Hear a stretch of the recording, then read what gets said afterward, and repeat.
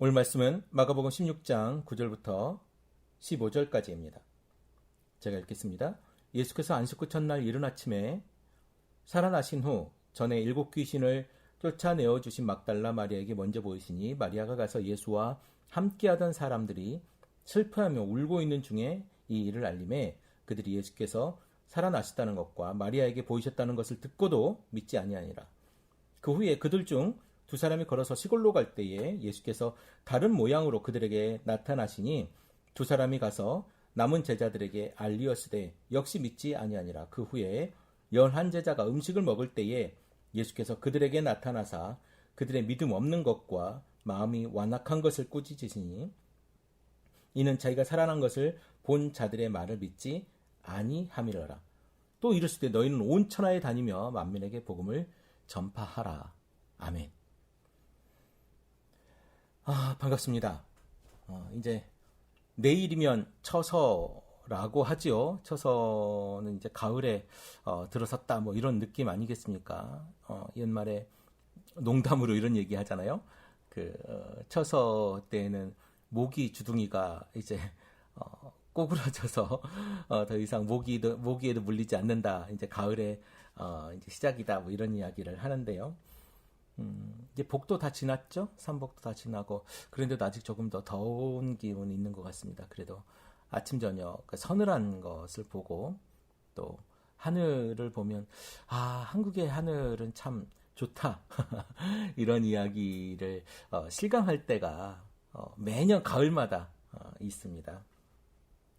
네, 여러분들 다들 다 행복하게 잘 지내고 계시죠? 그래요. 늘 행복은 어디서 오는가를 보면 그게 환경에서 오는 건 아닌 것 같습니다. 물론 환경이 좋으면 행복감을 느낄 수도 있겠으나 그 환경에 따라서 꼭 내가 행복한 건 또 아닌 거니까요.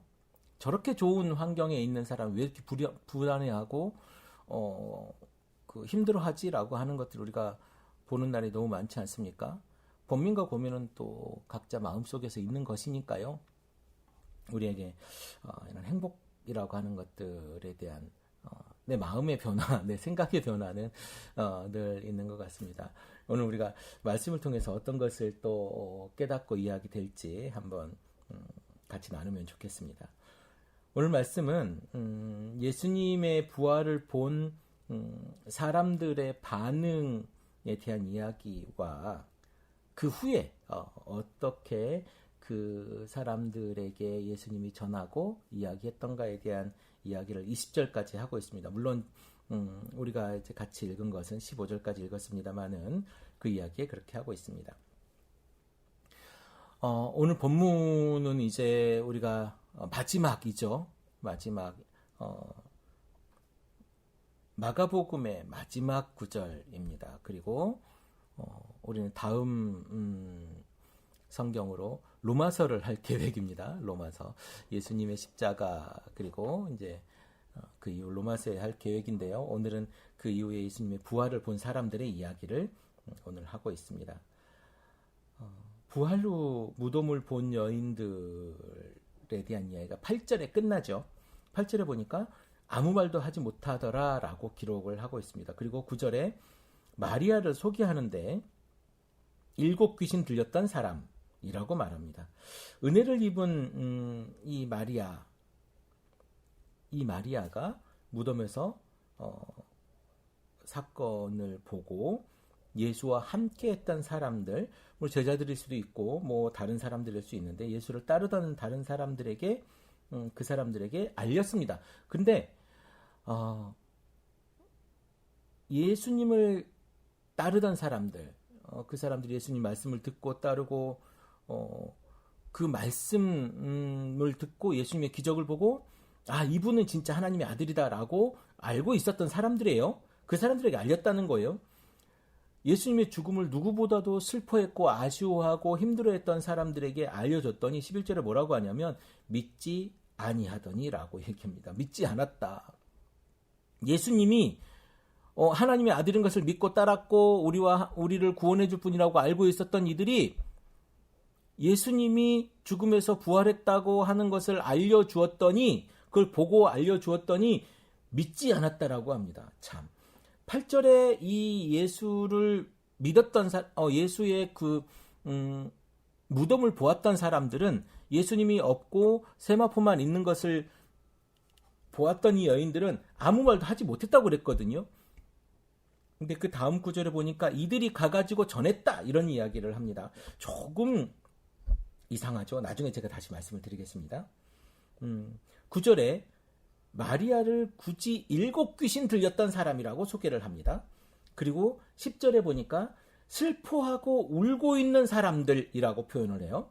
그리고 11절에 믿지 아니하니라. 13절에 보니까 또 믿지 아니하니라. 14절에 보니까 믿지 아니하리라 라고 하는 이야기를 계속해요. 부정적인 말들, 믿지 않는 사람들, 아무 말도 하지 못했던 무덤에서 그 증인들, 그리고 슬퍼하고 있었던 사람들, 믿지 아니했던 사람들. 예수님의 부활 사건을 본 사람들, 예수님의 무덤을 본 사람들은 아무 말도 하지 못하고 있고요. 7 귀신 들렸던 이 마리아는 그 소식을 전하는데 아무도 믿지 않습니다. 심지어 제자들도 믿지 않아요. 15절은 여기에서 반전이 일어납니다. 그 믿지 않았던 사람들에게 뭐라고 이야기하냐면 예수님께서 만민에게 다니며 복음을 전파하라고 합니다. 이거는 좀 이제 신학적인 논쟁에 대한 이야기인데요. 어찌 보면 우리는 그냥 마가복음을 16장 20절까지의 이야기로 우리는 그냥 받아들이죠. 물론 저도 그것을 우리에게 주신 하나님의 말씀으로 받아들이지 않는다는 건 아닙니다. 그런데 신학자들의 이야기, 그분들은 말씀을 분석하고 이렇게 연구하는 사람들이니까 많은 학자들이 마가복음이 16장 8절에서 끝났다 그래요. 8절까지만 마가가 기록하고 그 9절에서 20절까지는 마가가 아닌 그 다음 때가 첨언되었다. 이렇게 이야기를 합니다. 9절 앞에 보면 우리가 9절을 잘 보면 뭐라고 되어 있냐면 2번이라고 각주가 달려 있습니다. 제가 이런 각주 얘기를 가끔씩 하지만 각주가 달려 있습니다. 그래서 아래 각주 보니까 뭐라고 되어 있냐? 어떤 사본에는 9절에서 20절까지가 없다라고 되어 있습니다. 어떤 사본이라고 우리가 말을 합니다만 이 어떤 사본이 그냥 아무렇게나 우리가 저기는 저 사본 하나 뭐 이런 얘기가 아니고 굉장히 중요한 다수의 사본에 없다는 말이에요. 구체적으로 여기서 이제 우리가 신학적 논쟁을 하는 것은 아니니까 설교가 그래서 우리 말씀을 전함에 있어서 그 뭐 구체적 어떤 사본에는 있고 없고 이런 얘기를 하지는 않겠습니다만은 아주 중요한 사본들에는 이 말씀이 빠져 있습니다. 그렇다면 오늘 이 본문의 이 이야기가 9절부터 20절까지가 삽입이 되어져 있는데 왜 이렇게 되었을까에 대한 이야기를 한번 보자는 겁니다. 마가는 예수님의 탄생, 그리고 병 고치는 사역, 귀신을 쫓는 사역, 제자를 부르시는 것, 십자가 못 박히는 것, 그리고 예수님의 죽음, 그리고 부활에 이르기까지 다양한 주제들이 있는데 마가가 생각했던 그 많은 예수님의 주제들 중에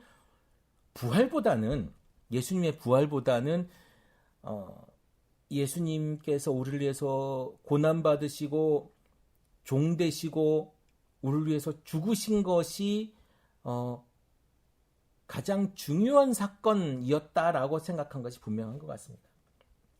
물론 마가가 부활에 대해 소홀했다는 얘기가 아니에요. 분명 예수님의 부활에 대해 소개하고 있고 그 이야기에 대해서 확실한 증언을 하고 있기 때문에 그렇습니다. 예수님의 부활 이후에 대한 행보에 대해서는 자세히 기록하고 있지 않지만 그 부활에 대한 이야기를 전해주는 장면, 그러니까 여러분 잘 생각해 보십시오. 확실하게 정확하게 이렇다라고 보여주는 것보다 우리가 실물이나 사진을 보는 것보다 어쩌면 그림으로 아주 그 실루엣만 보이는 그림이거나 아니면 문학 작품 글로써 이렇게 우리에게 메시지를 전달하고 그것에 대한 이야기를 해주는 것이 훨씬 더 큰 상상력을 우리에게 남기게 하고 더 기억에 남고 오랫동안 가지고 있을 수 있는 거 아니겠습니까? 마가는 이 순환과 죽음의 이 이야기를 복음서에 기록하고 있기 때문에 사실 부활에 대한 기술이 상대적으로 작기는 합니다만 우리에게 그 여인들이 보고 도망하였더라, 뛰어갔더라, 아무 말도 하지 못했더라, 뭐 이런 이야기들로 예수님의 부활 사건에 대해서 더 많은 상상력을 할 수 있게 하지 않을까 라고 생각을 합니다. 그리고 이제 9절부터 20절까지는 그 이야기가 좀 부족했지만 했기 때문에 다른 복음서들에서 다 기록하고 굉장히 비중을 높게 하고 있지 않습니까? 그러다 보니 이 마가복음을 읽는 독자들이나 사람들이 다시 그 이후에 이 이야기들을 첨부했을 가능성이 있다. 왜냐하면 굉장히 어투가 다르고 굉장히 짧고 간결한 문장으로 강하게 요약되어져 있는 것이잖아요. 그럼에도 불구하고 오늘 우리에게 전해진, 우리 손에까지 들려진 이 말씀의 메시지는 무엇이겠는가를 오늘 한번 보면 좋겠습니다. 마가복음에는 사실은 잘 기록되어져 있지는 않지만 다른 곳에 부활 이후의 사건들이 잘 기록되어져 있습니다. 우리가 12장 13절을 한번 먼저 볼까요? 두 제자 이야기가 나오는데 우리가 너무 잘 알고 있죠. 우리가 여기에는 그렇게 기록되어져 있지 않습니다만은 12절 13절에는 이 두 제자 엠마오로 가는 제자로 우리가 알고 있죠. 예수님 십자가에 죽은 후에 이제 다 끝났다 하고 내려가는 중에 예수님을 만났습니다. 그리고 다른 제자들에게 알렸으나 믿지 않더라라고 간결하게 이야기하고 있습니다만은 분위기를 잘 설명하고 있습니다. 일단 다 끝났다라고 믿고 있는 것 같아요. 다른 제자들의 생각도 다 끝났는데 무슨 예수님이냐? 내가 죽은 것을 보았는데 그게 무슨 말이냐? 사람이 죽었다 살아난 것이 말이 되냐라고 하는 것을 우리가 감각적으로 읽을 수 있죠. 믿지 못했다라고 하는 말에 그런 이야기가 있는 것입니다. 사실 우리가 가지고 있는 마음도 마찬가지예요. 경험하지 못한 것에 대해서는 우리가 알지 못합니다. 근데 우리가 알지 못하다고 해서 저것이 틀렸다라고 이야기할 수는 없는 것이지만 우리는 대부분 경솔하기도 하고 좀 부족하기도 하고 조금 빨리 어떻게 판단하냐면 내가 경험한 것만을 가지고 하는 거예요.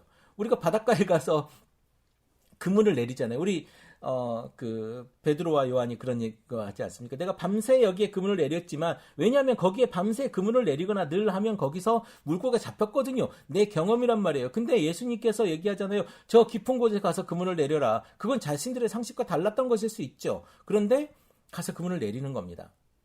자, 우리가 가지고 있는 이 경험으로 우리는 모든 걸 판단할 때가 있어요. 내 경험의 틀 안에서 다른 세상의 틀을 판단하죠. 영적인 문제도 마찬가지예요. 내가 경험하지 못한 부분이 있으면 어떻게 그런 일이 있어? 야, 예수 믿는 사람들에게 그런 일은 있지 않아. 야, 그거는 내가 경험 안 했으니까 틀린 거야 라고 판단해버리고 평가해버리기가 많습니다. 우리는 모든 역사와 하나님의 역사와 성령의 역사와 그 능력에 대한 평가 기준이 내가 아니라 성경에 어떻게 돼 있는지, 성경에 뭐라고 써 있는지 이걸 보아야 된다는 거죠. 제가 늘 말씀드리고 있는 거 아니겠습니까? 그래서 성경을 봐야 된다. 그렇게 평가하지 않고 본인의 경험으로 하나님의 역사를 평가하고 본인의 경험으로 성령의 역사를 평가하는 이런 일은 사실은 신앙을 굉장히 왜곡시키고 이상하게 만드는 일을 그리고 교회 안에 분란을 일으키는 일이 많이 있을 수도 있는 거죠.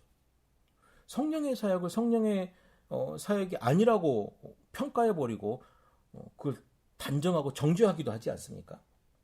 그래서 우리가 뭘 해야 됩니까? 성경을 제대로 읽고 성경을 해석하는 능력을 키워야 된다는 거예요. 그래야 내가 경험하지 못했어도 성경에는 이런 이야기가 있으니 저렇게 성령의 역사가 일어나는 것이 잘못된 것이 아니구나라고 말하는 거예요. 물론 올해 반가운 소식이 하나 있어서 제가 알려드리긴 합니다만은 아마 올해 당장 발매되진 않을 것 같고요. 내년쯤 되는 것 같아요.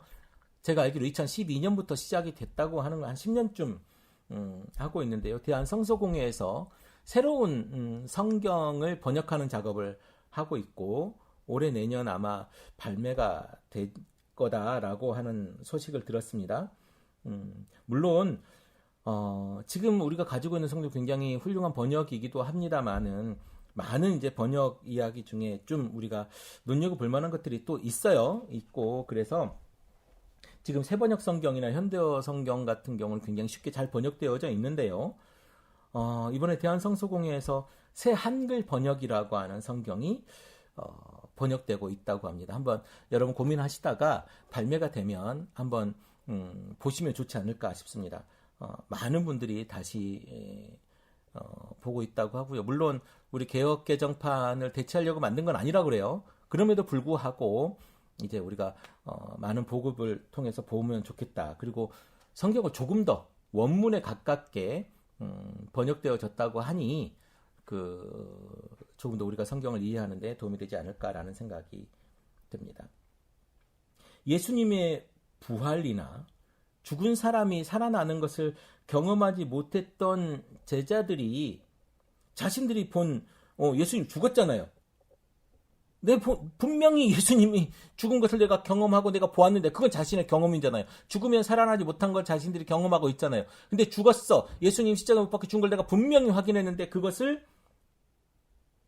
부인하고 예수님이 살아났다라고 이야기하는 이 다른 사람들의 이 부활에 대한 증언에 대해서 이 사람들이 믿을 수가 없었던 거예요.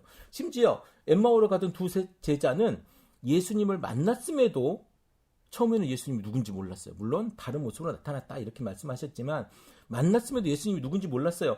예수님을 깨닫고 다른 제자들에게도 알렸지만 그들도 마찬가지로 믿지 않았습니다. 그래서 계속 성경은 오늘 마가복음 보니까 계속 성경은 뭐라고 얘기하냐면 믿지 않았다, 믿지 못했다 계속 이런 이야기를 하고 있어요. 누가복음 24장 13절 15절 보니까 그날에 그들 중 둘이 예루살렘에서 25리쯤 되는 엠마오라 하는 마을로 가면서 이 모든 된 일을 서로 이야기하더라. 그들이 서로 이야기와 문의할 때에 예수께서 가까이 이르러 그들과 동행하시나라고 이야기합니다. 25리면 한 리가 한 400m라고 하니까 25리 정도 되면은 한 10km쯤 되는 마을이겠죠. 이 두 사람이 엠마오로 가면서 무슨 얘기를 했을까? 뭐 많은 상상을 할 수 있겠죠. 야, 이제 어떻게 살까? 이런 얘기를 했을까요?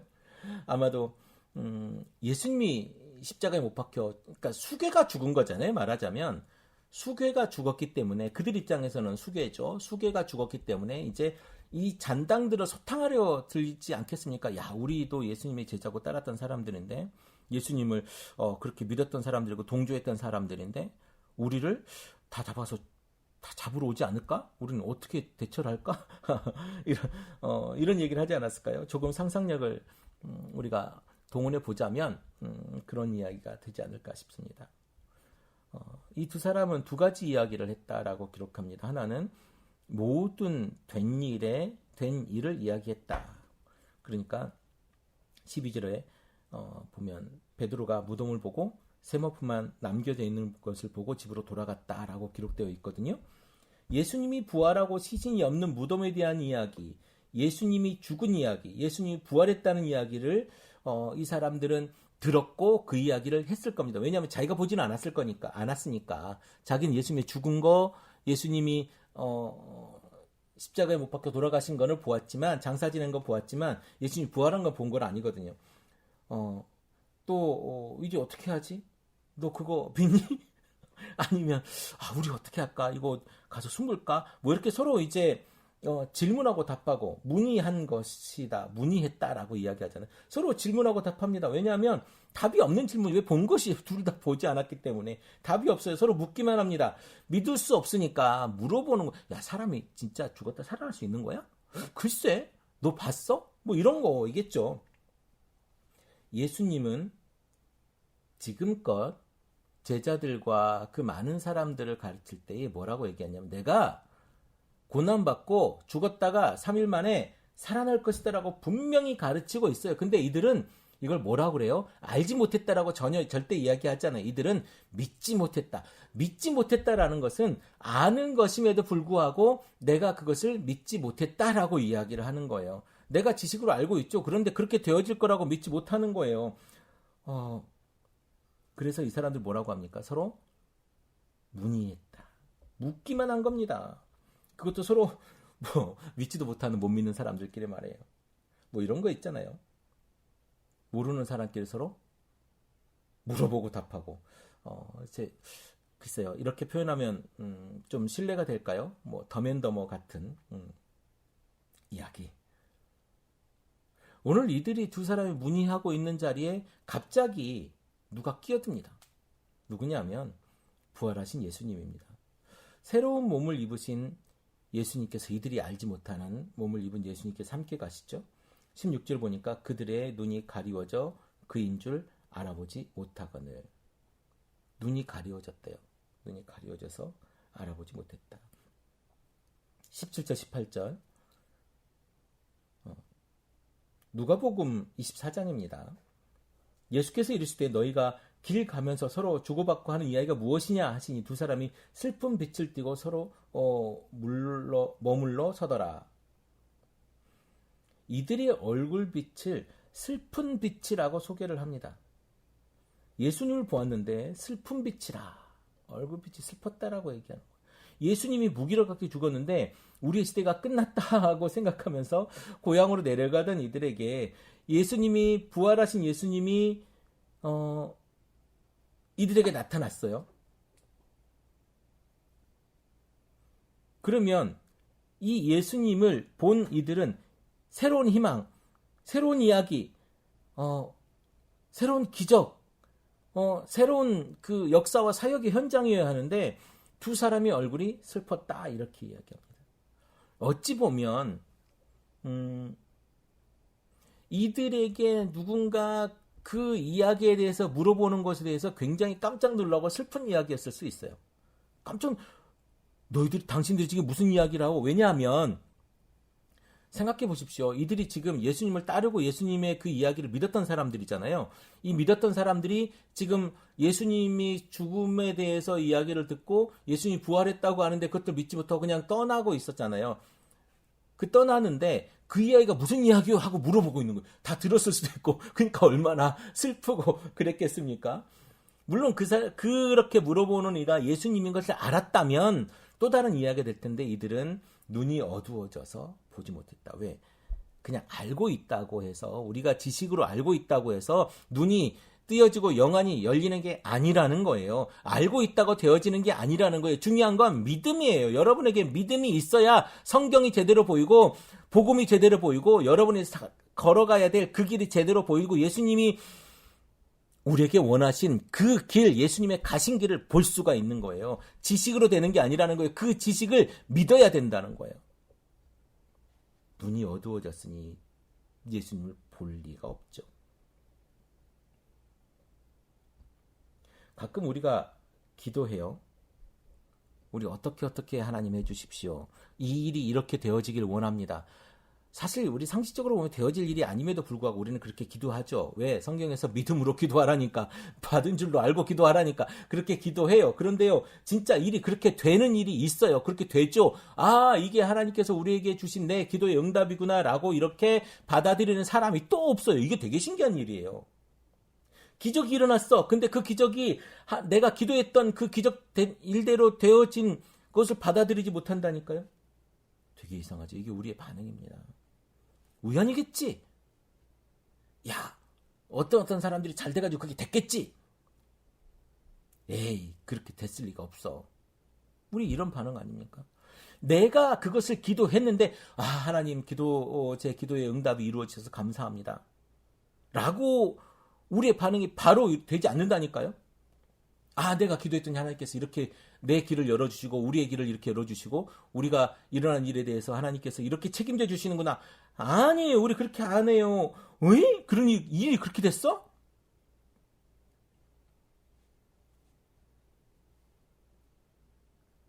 왜냐하면 우리가 머리로는 내가 예수님께 기도하면, 내가 하나님께 기도하면 그 일이 그렇게 되어질 거라고 내가 생각하고 기도는 했으나 그것에 대해서 우리가 되어질 하나님의 능력에 대해서 믿지 않는다니까요. 하나님 이렇게 이루어 주실 거다라고 믿지 않아요. 안 믿으니까 일이 그렇게 되어도 하나님께서 하셨다는 이야기를 내가 못 믿는 거예요.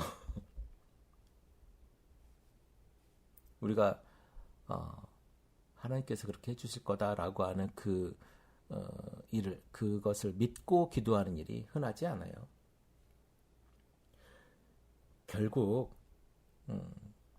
우리는 기도라고 하는 것을 할 때, 하나님께 기도할 때에 믿음이라는 반석 위에서 기도하는 것이 아니라 내 경험이라고 하는 틀 위에서 기도한다는 것이죠. 내가 가지고 있는 믿음, 내가 가지고 있는 그 얄팍한 성경 지식, 그리고 내가 가지고 있는 그 몇 년간의 신앙 경험, 그리고 내가 가지고 있는 그 몇십 년 동안의 그 세상 경험이 뭉쳐지고 어우러지고 그게 포개져서 내 경험이 되는 거거든요. 내 신앙 지식으로 포장되어지는 거거든요. 내 믿음의 수준이 그 수준인 거거든요. 그래서 그걸 가지고 우리가 하나님을 평가하고 판단하는 거예요. 세상을 내 외에 다른 틀을 내가 내 틀로 판단하는 거죠. 이게 우리의 신앙이에요. 여러분의 신앙이 이거거든요. 여러분 생각하기에 여러분을 이렇게 판단합니까? 안 하시는 분도 계시겠지만 뭔가 좀 부족해 보이지 않나요? 뭔가 좀 아쉽지 않습니까? 그 중에 한 사람의 이름이, 그 두 제자 중 한 사람의 이름이 공개되어 있습니다. 그 한 사람인 글로바라 하는 자가 그 예수님이 와서 물어보니까 대답합니다. 무슨 일이요? 하고 물어봤더니 대답을 해요. 이르되 당신이 예루살렘에 체류하면서도 요즘 거기서 된 일을 혼자만 알지 못하느냐, 이렇게 말합니다. 그러니까 무슨 얘기냐면 지금 이 한 사람이 물어보는, 그러니까 예수님이죠. 이 예수님이 온 것을 물어보는 것이 왜 예루살렘에 있었는지 아냐? 엠마오로 가는 길은 그 길 하나거든요. 그러니까 여기서 저쪽에서 우리가 같이 오는 사람은 다 예루살렘에 오는 사람들이에요. 이 예루살렘에서 오는 이 사람, 근데 왜 예루살렘에 있었다라고 알죠? 유월절과 무교절을 거기서 지내고 다 끝나고 지금 오는 길이거든요. 그러니까 이 시기에 거기서 오는 사람들은 다 거기 예루살렘에 있었던 사람들인 거예요. 근데 당신 예루살렘에 그렇게 있었으면서도 요즘 거기서 된 일을 몰라요? 당신 혼자만 모르는 거예요? 이런 걸 물어봐요? 무슨 얘기입니까? 예수님이 십자가 못 박혀 죽으시고 부활했다는 얘기를 당신이 몰라요? 이렇게 물어보는 겁니다. 근데 글로바라고 하는 사람이 생소하죠. 글로바라고 하는 사람이 누굴까? 또 찾아보면 나옵니다. 요한복음 19장 25절 보니까 예수님의 십자가 곁에는 그 어머니와 이모와 글로바의 아내 마리아와 막달라 마리아가 섰는지라. 자, 여러분, 글로바의 아내, 예수님의 십자가에 못 박혔을 때에 그 옆에 있었던 그 여인들 중 하나가 누구냐면 글로바의 아내였어요. 이 글로바의 아내가 무덤에 갔던 그 여인들 중 한 사람이었을 수도 있다. 예수 십자가 옆에 있었던 마리아의 남편. 19절 보니까 하나님과 모든 백성 앞에서 말과 일에 능하신 선지자이거늘 이라고 말합니다. 그러니까 글로바는 예수님을 그냥 대단한 사람, 뛰어난 사람으로 보는 게 아니에요. 예수님을 선지자의 한 사람으로 보고 있습니다. 선지자의 반열로 이해하고 있는 거예요. 그리고 예수의 죽음과 부활에 대해서 지금 이야기를 또 하고 있는 것입니다. 무덤에 간 여자, 자기 부인이었잖아요. 자기 부인이 무덤에 갔을 수 있으니까 그 이야기를 자기가 십자가 옆에 있었던 사람이니까요. 자기 부인에 대한 이야기, 부인이 한 이야기를 들었을 수도 있었을 것입니다. 예수님께서 25절에 말씀하세요. 미련하고 선지자들이 말한 것을 마음에 더듬 있는 자들이요. 그러니까 그렇게까지 들었던, 그 예수님에 대한 이야기를 들었던 이 글로바가 예수님이 평가하기에는 선지자들이 말한 것을 마음에 더디 믿는 자들이 믿기 어려운 거라는 거예요. 선지자들이 말한 게 뭐예요? 선지자들은 구약의 말씀이에요. 그러니까 구약 성경, 그때는 구약 성경만 있었잖아요. 제가 늘 얘기하지 않습니까? 예수님 당시는 신약 시대입니까? 구약 시대입니까? 그때는 구약 시대예요. 구약 성경만 있었단 말이에요. 이 구약의 성경만 있었을 때에 그 선지자들의 말씀을 얘기했는데 그것을 믿어요, 못 믿어요? 더디 믿는 사람 얼마나 힘들었겠습니까? 말씀을 아무리 선포해도, 예수님께서 선포해도, 예수님께서 말씀하셔도 더디 믿는 예수님의 제자들이라는 말이에요. 근데 지금 여러분들이 예수님 말씀을 한 번에 확 믿는 거, 이게 이상한 걸 수도 있습니다.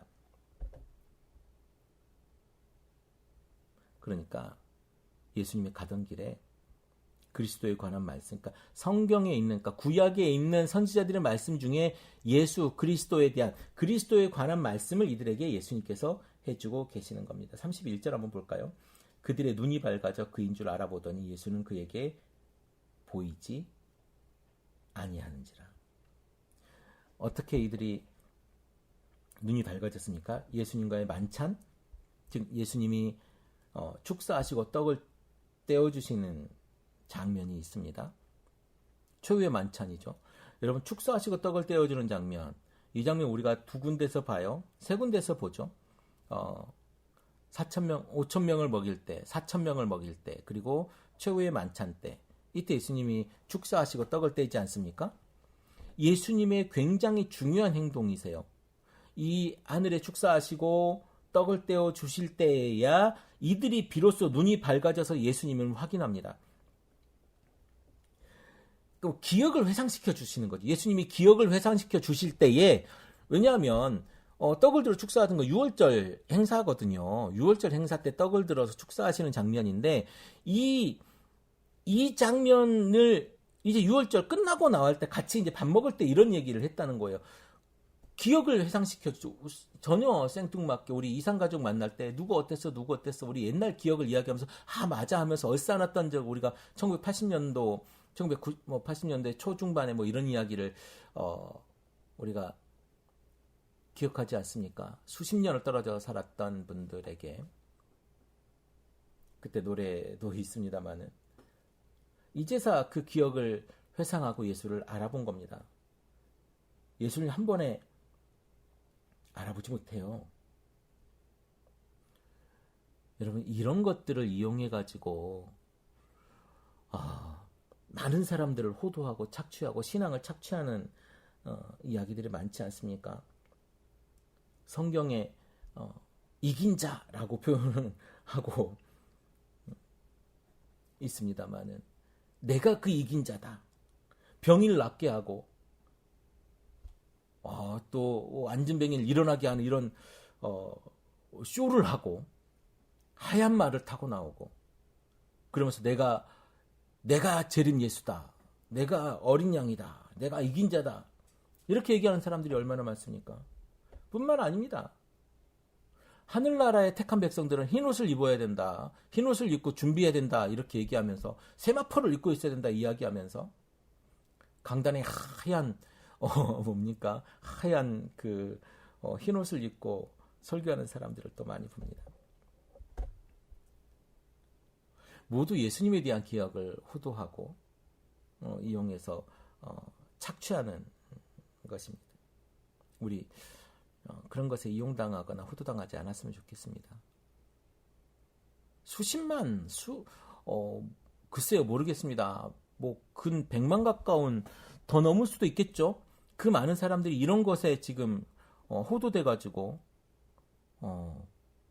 그러고 있죠. 땡땡땡교에 넘어간 사람들이 그런 것에 이제 속아 넘어간 거죠. 어쩌면 우리 욕망에 그런 것이 있을지도 모릅니다. 능력 있는 목사, 능력 있는 선지자랑 같이 내가 신앙생활 하고 있어, 뭐 그런 우리의 신앙의 허영 같은 것이 아닐까요? 근데 어차피 인간은 피조물이에요. 인간이 완벽할 리가 없잖아요. 얼마나 대단한 능력이 그 인간에게 있겠습니까?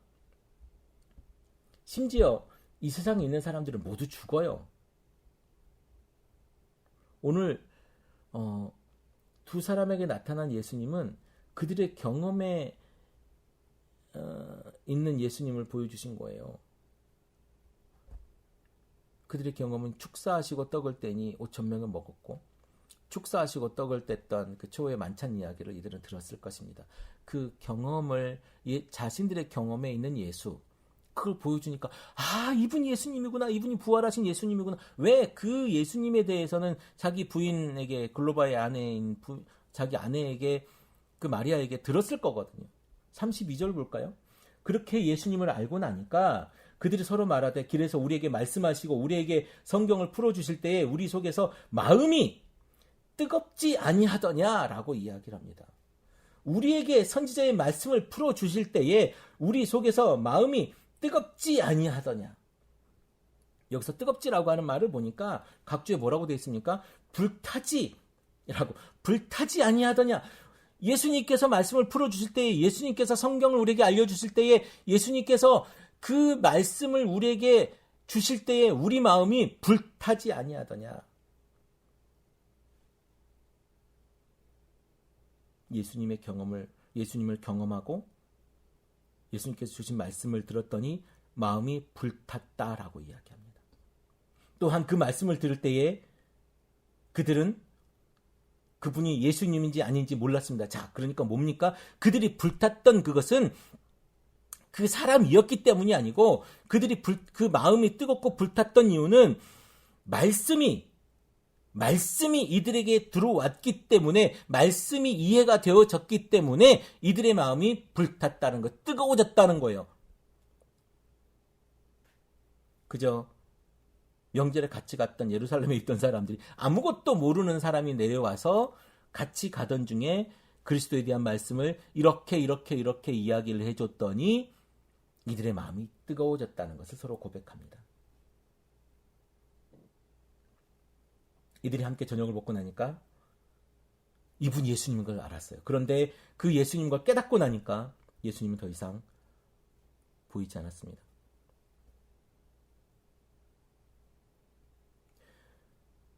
이들의 마음이 불탔던 것이 무엇이겠습니까? 이들의 마음이 불탔던 건 온전히 말씀이었습니다.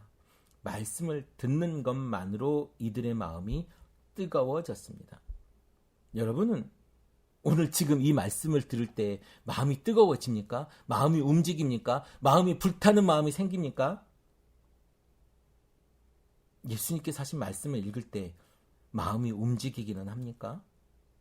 성경이 여러분에게 들려졌을 때에, 여러분 손에 들려졌을 때에 여러분은 마음이 움직이긴 했습니까? 아니, 여러분 마음은 어떠했습니까? 교회의 조건, 목사의 조건, 그리고 건물의 조건, 그리고 내 주변의 조건으로 인해서 우리의 마음이 뜨거워집니까?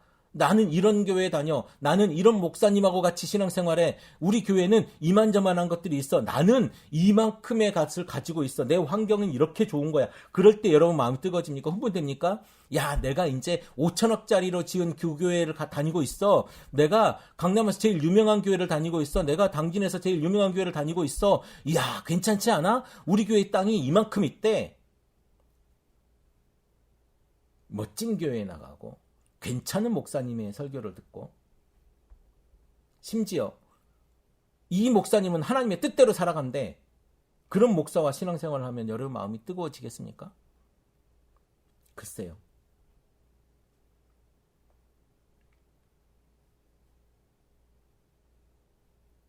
성경에서는 우리와 함께하는 그 조건, 그 무엇으로 우리의 마음과 신앙이 뜨거워지는 것이 아니라 말씀으로 뜨거워지기를 바라는 거예요. 아니, 예수님은 그러길 바라세요. 그래서 예수님인지 알리지 아니하시고 말씀을 해주시잖아요. 다시 말씀이라는 겁니다. 여러분, 다시 말씀이라는 거예요. 마가는 예수님의 부활의 모습을 본 이들이 아무 말도 하지 못하고 도망갔던 여인의 그 기록으로 마무리합니다. 16장 8절로 마가의 기록은 마무리가 되어져요. 그리고 또한 그 이후 첨언한 이 내용들에는 뭐라고 이야기되어져 있냐면 그들은 믿지 못하였다라고 기록합니다. 그럼에도 불구하고 15절에 가면 나가서 만민에게 복음을 전하라. 어떻게요? 엠마오로 가는 그들에게 말씀이 전해졌을 때 그들의 마음이 뜨거워졌던 것을 기억하고 그렇게 그 말씀만으로 너희들의 마음이 뜨거워졌다면, 믿지 못했던 너희들에게 말씀이 주어졌을 때 너희들이 뜨거워졌다면 그것으로 만민에게 복음을 전하라는 겁니다. 다시 말씀으로, 다시 복음으로, 다시 처음으로, 다시 예수로 돌아가라는 거예요. 다른 거 말고 우리가 말씀을 움막에서 좀 들으면 어때요? 우리가 말씀을 말을 잘 못하는 사람에게 들으면 어때요? 여러분, 조건이 그렇게 중요했습니까? 나에게 대단한 목사가 여러분 설교를 해야 그걸 듣습니까? 그래야 은혜가 되어지고 내 마음이 뜨거워지고 움직입니까? 말씀을 들었을 때 오늘 그 두 제자가 말씀이 뜨거워졌던 것처럼 말씀만으로, 그 예수 그리스도의, 아니 하나님께 주시는 이 말씀만으로 여러분 마음이 뜨거워지기 바랍니다. 마가복음 1장 1절에 뭐라고 되어져 있습니까? 예수 그리스도의 복음의 시작이라고 되어져 있습니다. 이제 다시 우리는 뭘 해야 되냐면, 이제 마가가 끝맺었던 그 부활 사건의 여운을 가지고 우리는 다시 어떻게 해야 되냐면, 다시 마가복음 1장 1절에 그리스도 복음의 시작으로 가야 되는 거예요.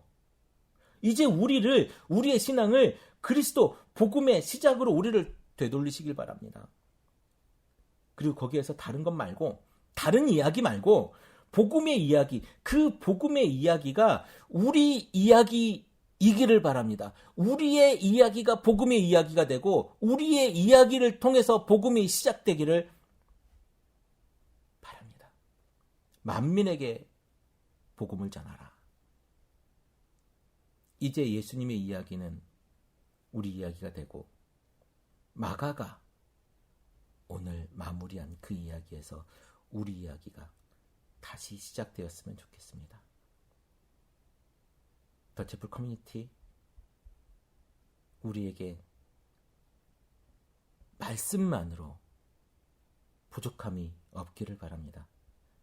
이 기록의 끝에 서 있는 우리가 복음의 시작이 되기 때문입니다. 기도하겠습니다.